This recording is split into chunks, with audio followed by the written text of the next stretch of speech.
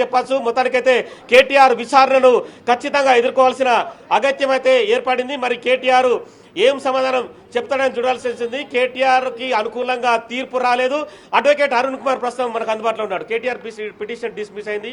What is the next step? Legal గా ఎలాంటి విచారణ ఎదుర్కోవాలి KTR?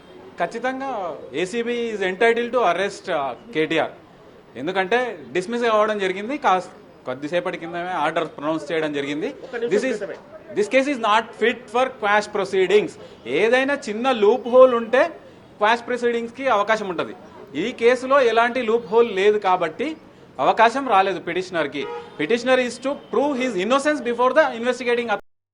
I'm requesting the honourable ex-minister to approach the ACB and show your innocence before the ACB. అంటే మామూలుగా విచారణకి రాకుండా ఇవాళ హైకోర్టు తీర్పు కోసం ఎదురు చూసిన పరిస్థితి. నిన్న కూడా లాయర్లను తనతో పాటు పంపించలేదని విచారణ తప్పించుకోవడానికి నానా హంగామా అయితే సృష్టించాడు. 100% అది నేను ఉదయం నుంచి నేను చెప్తున్నాను. ఒక సాకు క్రియేట్ చేసుకోవడానికి మాత్రమే. ఏసీబీ ఆఫీస్లో ఎంటర్ కాకముందే prior to the enter in to the arena ఎవరు చెప్పాల్సింది? ఏసీబీ ఇన్వెస్టిగేటింగ్ ఆఫీసర్ ఐఓ కదా చెప్పాల్సింది. నేను అడ్వకేట్ని అలౌ చేస్తా చెయ్యను అని. మీరు ఏసీబీ ఆఫీస్లోకే వెళ్ళలేదు. ప్రొటెక్షన్ కొరకు వచ్చిన లా అండ్ ఆర్డర్కి వచ్చిన డిఎస్పీ గారిని మీరు థ్రెటన్ చేసి అట్లా ఎట్లా చేస్తావు నాకు అలౌ చేస్తేనే అంటే ఆయన కాదు కదా investigating officer.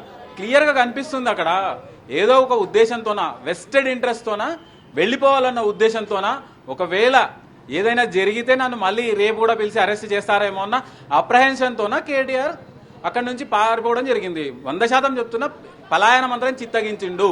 Being ex minister for cabinet, how he's playing games with media and ACB. ఇది ఇన్వెస్టిగేషన్ నడుస్తుంది.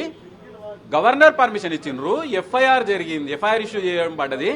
దాని తర్వాత జరిగిన 47 కోట్ల రూపాయలు మీ పార్టీకి ట్రాన్స్ఫర్ అయినాయి. గ్రీన్ కో కంపెనీ సిస్టర్ కన్సర్న్ అయిన ఎఫ్ఈఓ 3 రోజుల ముందు రిజిస్టర్ అయిన బుడ్డ కంపెనీ అది. దాని కొరకు మీరు 100 కోట్ల రూపాయలను మళ్ళా 3 సర్క్యూట్లు 4 సంవత్సరాల పాటు చెల్లించాలనుకున్నారు. 600 కోట్ల రూపాయలు ఏదైనా జరిగి తెలంగాణ ప్రజల అదృష్టం బాగలేకుండా టీఆర్ఎస్ వచ్చింటే 600 కోట్లు సమర్పయం అయిపోయేది. తెలంగాణ ప్రజల జాగీర్ ఇది. మీ అబ్బా జాగీర్ కాదు, మీ తాత జాగీర్. కూడా మెయిల్ ఐడి అంటే ఎన్ఫోర్స్మెంట్ మెయిల్ ఐడి కూడా ఇవాళ హైకోర్టులో విచారణ ఉంది, తీర్పు వచ్చే అవకాశం ఉందన్న యాంగిల్ ని కూడా క్రియేట్ చేస్తూ ఇవాళ కూడా విచారణకి హాజరు కాని పరిస్థితి కనిపిస్తుంది. డెఫినెట్ గా ఇది అసలు ఇంటరిమ్ ప్రొటెక్షన్ కదా ఉన్నది. కేసు జడ్జిమెంట్ కాదు. కేసు జడ్జిమెంట్ అనేది డిఫరెంట్. ఈ కొట్టేస్తారా కొట్టేయరా. Interim protection up to order pronounce by the concern court.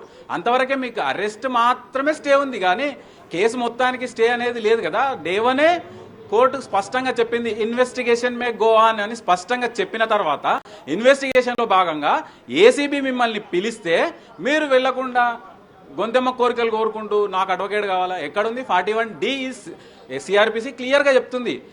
When a person is arrested he can take the help of a advocate to meet అంటే అర్థమైంది. First నువ్వు పోవాలా, నువ్వు మాట్లాడాలా, నీకు జరిగేది చెప్పుకోవాలి. చెప్పిన తర్వాత కదా నీకు అవకాశం వచ్చేది. అదేది లేకుండా ముందే నేను అడ్వకేట్ను తీసుకొని పోతా అంటే అడ్వకేట్ని కాదు కదా ఎంక్వైరీ చేయాల్సింది. అంటే వాదనలు రకరకాలుగా ఉన్నాయి. అంటే వీళ్ళ వాదనలు ఒకసారి, వాళ్ళ వాదనలు రెండు ఒకసారి చెప్పండి. ఏసీబీ క్లియర్ గా ఉంది.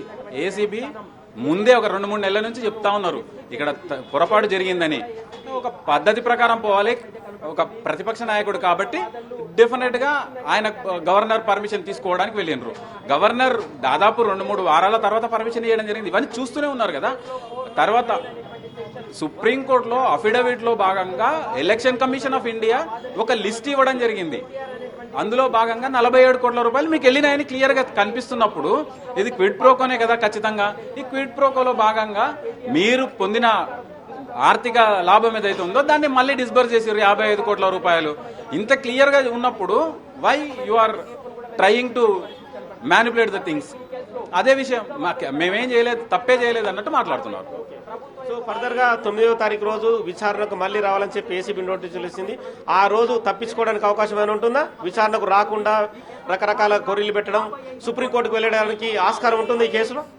I don't think so. ఎందుకంటే ఈ రోజు కూడా అరెస్ట్ చేసి లీగల్ గానే అంటే న్యాయస్థానాల పరిధిని బట్టే మనం మాట్లాడుకుందాం. రేపటి దాకా వెయిట్ చేయాల్సిన అవసరం లేదు, నోటీస్ దాకా. ఎందుకంటే ప్రొటెక్షన్ పీరియడ్ లో ఆయన నోటీస్ ఇవ్వడం జరిగింది. Straight away ACB is entitled, ఎందుకంటే ఆయన క్రిమినల్ పిటిషన్ కొట్టివేయబడ్డది కాబట్టి ఈ రోజు కస్టడీలోకి తీసుకునే అవకాశాలు కూడా ఉన్నాయి. అలాంటి సాధ్యాసాధ్యాలు కూడా ఉంటాయా? అంటే 9వ తారీఖు రోజు హాజరు కావాలని చెప్పి నిన్న ఏసీబీ నిన్న రాత్రి వెళ్లి వాళ్ళు నోటీసులు ఇచ్చారు. నోటీసులకు విరుద్ధంగా కూడా ప్రవర్తించే అవకాశం ఉంటుంది కదా ఒక చట్ట పరిధిలో ఉన్న సంస్థ కూడా?